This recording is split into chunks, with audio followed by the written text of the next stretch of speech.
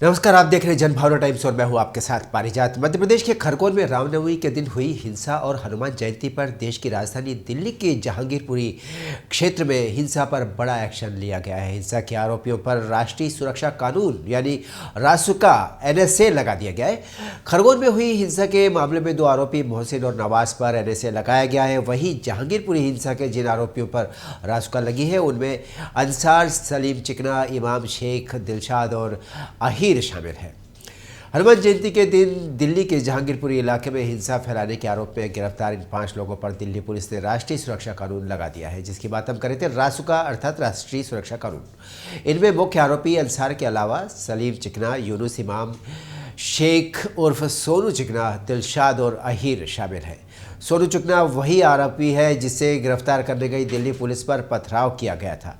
ये वही शख्स है जो वायरल वीडियो में नीला कुर्ता और सफ़ेद पायजामा पहने शोभा यात्रा में शामिल लोगों के ऊपर फायरिंग करता नजर आ रहा था।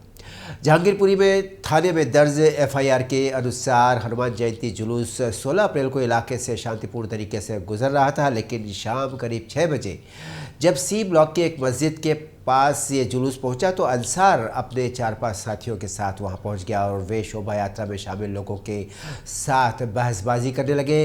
बहस बहुत जल्दी हिंसक बन गई और दोनों तरफ से एक दूसरे पर पथराव शुरू हो गया। इमाम उर्फ सोनू को उत्तर पश्चिम जिला पुलिस के स्पेशल स्टाफ ने सोमवार को गिरफ्तार कर लिया है। पूछताछ में आरोपी ने कई बातों का खुलासा किया। उनमें से एक बात यह भी कि झड़प के दौरान कुशल चौक के पास उसने अपनी पिस्टल से फायरिंग की थी। एक वीडियो भी सोशल मीडिया पर वायरल हुआ था जिसमें नीले रंग का कुर्ता पहने इमाम की फायरिंग नजर आ रही थी। दिल्ली पुलिस कमिश्नर राकेश अस्थाना ने मंगलवार को जहांगीरपुरी सांप्रदायिक हिंसा के 5 आरोपियों पर NSA लगाने का आदेश दे दिया है। अस्थाना का यह आदेश केंद्रीय गृह मंत्री अमित शाह के साथ हुई उनकी बातचीत के बाद सामने आया। शाह ने अस्थाना को कहा था कि वो दंगाइयों के खिलाफ कड़ी से कड़ी कार्रवाई सुनिश्चित करें ताकि कभी कोई ऐसी घटना दोबारा अंजाम न दे सके और ऐसा करे तो 100 बार सोचे। पुलिस कमिश्नर के आदेश के बाद 5 आरोपियों पर NSA लगाने का प्रस्ताव दिल्ली पुलिस की क्राइम ब्रांच के पास पेश किया गया। दूसरे राज्य तो लॉ एंड ऑर्डर को मेंटेन रखने के लिए NSA का खूब इस्तेमाल करते हैं, लेकिन दिल्ली में ऐसा नहीं के बराबर होता है।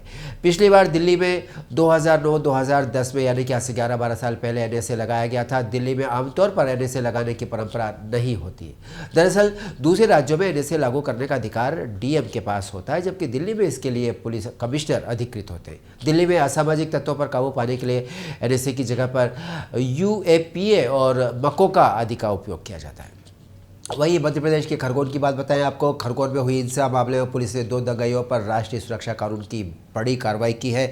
आरोपी मोहसिन उर्फ नाटी और आरोपी नवाज पर यह कार्रवाई की गई है।